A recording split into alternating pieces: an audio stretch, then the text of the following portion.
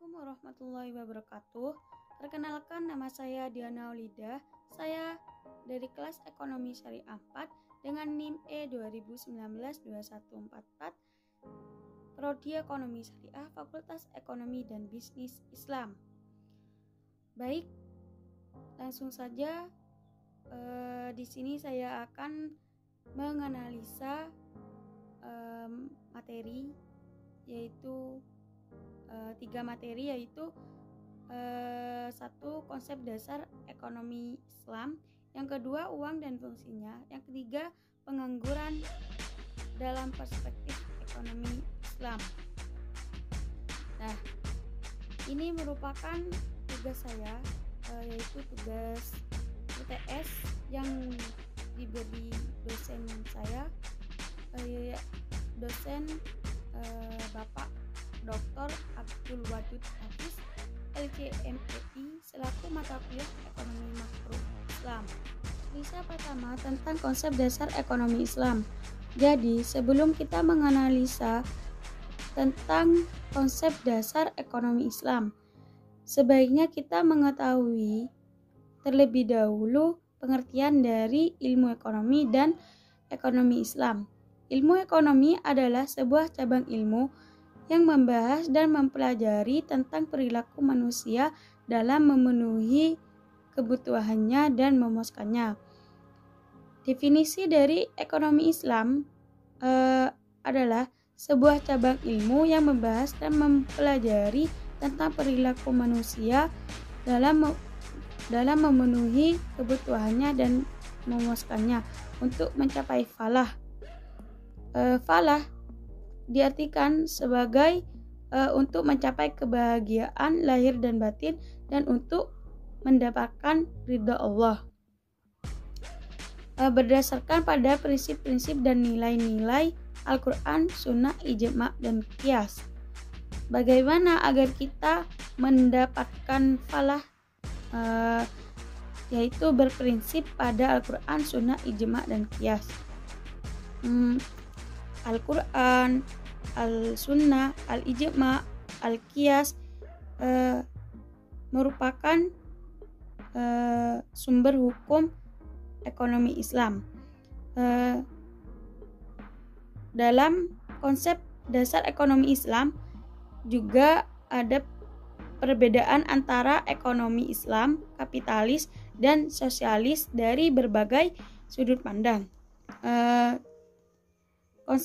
Dan juga dasar-dasar ekonomi Islam, ada tauhid, ada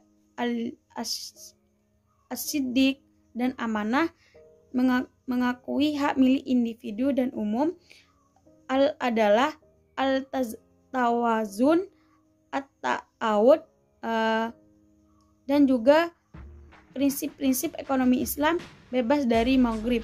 Maghrib singkatan dari maisir, gharar, dan riba. Maisir seperti penjudian, gharar seperti tipu menipu, riba seperti bunga. Menganalisa tentang konsep dasar ekonomi Islam. Ekonomi Islam mempelajari perilaku individu yang dituntun oleh ajaran Islam, mulai dari penentuan tujuan hidup, cara memandang dan menganalisis masalah ekonomi, serta prinsip-prinsip dan nilai yang harus dipegang untuk mencapai tujuan tersebut. Ekonomi Islam menekankan pada perilaku individu dan masyarakat yang konsisten terhadap orientasi maslahah. Analisa kedua tentang uang dan fungsinya. Sebaiknya kita mengetahui terlebih dahulu definisi dari uang. Uang adalah benda yang diterima masyarakat umum sebagai alat tukar dalam kegiatan ekonomi. Selanjutnya, jenis-jenis uang. Jenis-jenis uang berdasarkan bahan pembuatannya, yaitu ada dua, uang logam dan uang kertas. Kalau uang logam, uang yang terbuat dari logam atau bahan dasarnya pembuatannya logam, misalnya emas, perak, tembaga, dan nikel. Yang kedua, uang kertas. uang yang terbuat dari kertas atau bahan dasarnya dari kertas. Selanjutnya, berdasarkan lembaga yang mengeluarkannya. Ada uang kartal. Uang kartal yaitu mata uang logam dan kertas yang dikeluarkan bank sentral. Uang kartal dipercayai oleh masyarakat dan dapat digunakan untuk melakukan pertukaran. Uang kartal sering disebut juga sebagai uang yang sah. Yang kedua, uang giral. Uang giral di sini disimpan pada bank dan sewaktu-waktunya dapat digunakan sebagai alat pembayaran dengan perantaraan cek atau giro atau giro. Uang giral hanya dikeluarkan oleh bank umum. Uang giral disebut juga uang yang tidak sah, artinya masyarakat tidak wajib menerima atau boleh menolak jika dalam transaksi dibayar dengan uang giral. Selanjutnya, berdasarkan nilai. Ada dua, uang bernilai penuh, yaitu uang yang nilai bahan pembuatannya atau nilai intrinsik sama dengan nilai yang tertera atau nilai nominal. Jenis uang ini ada ketika uang masih menggunakan logam mulia seperti emas dan perak. Yang kedua, uang bernilai tidak penuh. Uang yang nilai tertera atau nilai nominalnya lebih besar daripada nilai bahan pembuatannya atau nilai intrinsik. Artinya bahan yang dipakai untuk membuat uang nilainya tidak sebanding atau lebih kecil daripada nilai nominalnya uang tersebut.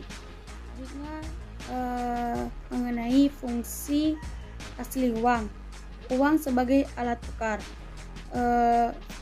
Uang di sini dengan segala sesuatu yang dibutuhkan seseorang yang berupa barang atau jasa. Yang kedua, uang sebagai alat satuan hitung. Fungsi uang ini dapat digunakan untuk mengukur, menentukan nilai suatu barang. Yang ketiga, uang sebagai alat penyimpanan nilai. Selanjutnya, ada fungsi turunan uang. Uang sebagai alat pembayaran transaksi yang sah. Yang kedua, uang sebagai alat pembayaran utang. Uang dapat digunakan untuk melunasi berbagai bentuk kewajiban terhadap pihak lain. Yang kedua, uang sebagai alat penimbun kekayaan. Menyimpan kekayaan dalam bentuk uang akan lebih fleksibel daripada dalam wujud barang. Keuntungan apabila menyimpan kekayaan dalam bentuk uang yaitu jika terjadi sesuatu yang bersifat mendadak maka dapat segera dipenuhi. Yang ketiga, uang sebagai alat pemindah kekayaan. Uang dapat berfungsi untuk memindahkan kekayaan dari satu daerah ke daerah lain. Yang keempat, uang sebagai alat pembentuk modal dan pendorong kegiatan ekonomi. Arus peredaran uang dalam kegiatan ekonomi dapat dijadikan acuan bagi tumbuh dan berkembangnya kegiatan usaha. Nah, di sini menganalisa tentang uang. Uang adalah seperti yang kita bayangkan, yaitu suatu benda yang dapat ditukarkan dengan benda lain, dapat digunakan untuk menilai benda lain dan dapat kita simpan. Uang juga untuk membayar utang di waktu yang akan datang. Fungsi uang alat tukar, penyimpanan nilai, satuan hitung, dan ukuran pembayaran yang tertunda. Perlu tahu bahwa pada awalnya uang hanya berfungsi sebagai alat penukar saja, tapi sejalan dengan perkembangan peradaban manusia dalam memenuhi kebutuhan ekonominya, berkembang dan bertambah sehingga mempunyai fungsi sebagai fungsi seperti uang pada saat ini. Yang ketiga, tentang pengangguran dalam perspektif ekonomi Islam. Sebaiknya kita mengetahui terlebih dahulu definisi dari pengangguran. Pengangguran adalah orang yang masuk dalam angkatan kerja 15-64 tahun yang sedang mencari pekerjaan dan belum mendapatkannya. Menganalisa tentang konsep tentang pengangguran dalam perspektif ekonomi Islam. Pengangguran masalah yang terus menumpuk dan bertambah dari tahun ke tahun, pengangguran yang ada di Indonesia. Persoalan pengangguran bukan sekadar bertumpu pada makin menjempitnya dunia kerja, tetapi juga rendahnya kualitas sumber daya manusia yang kita punya.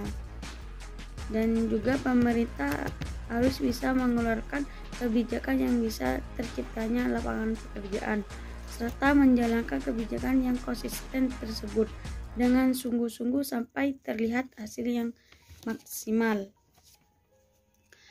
Pemerintah juga memberikan penyuluhan, pembinaan, dan pelatihan kerja kepada masyarakat untuk bisa menciptakan lapangan pekerjaan sendiri sesuai dengan kemampuan dan minatnya masing-masing untuk mengembangkan kompetensi kerja guna meningkatkan kemampuan produktivitas dan kesejahteraan. Sekian dari saya. Wassalamualaikum warahmatullahi wabarakatuh.